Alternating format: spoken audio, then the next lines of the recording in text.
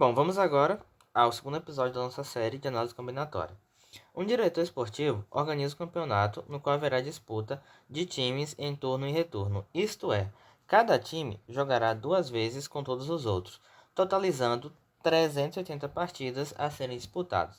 A quantidade de times X que faz parte desse campeonato pode ser calculada pela equação qual. Bom, então ele está basicamente dizendo que a gente tem uma quantidade X de time e esses times vão jogar exatamente 2 vezes com cada um dos outros. E ao total a gente vai ter 380 partidas. Então ele quer saber qual dessas equações nos permite determinar o valor de X, ou seja, a quantidade de times que vai existir, né, nesse campeonato.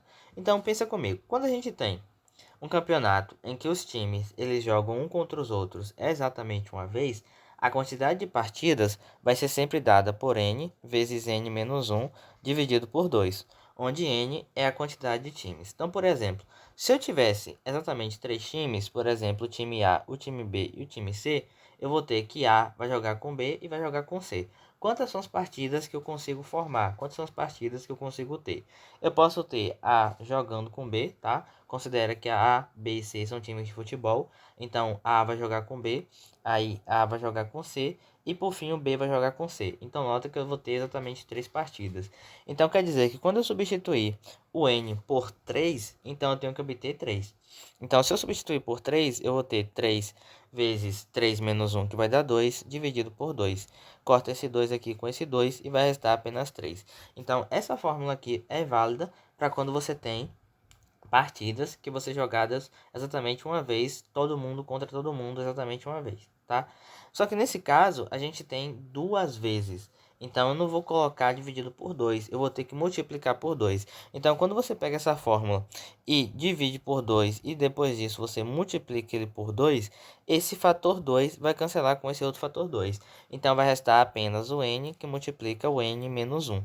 Então, esse aqui vai ser o total de partidas, né, quando a gente tem um campeonato em que os times eles jogam exatamente 2 vezes com todos os outros. Se você aplicar a distributiva, você vai ter n vezes n vai dar n ao quadrado e n vezes menos 1 vai dar menos n.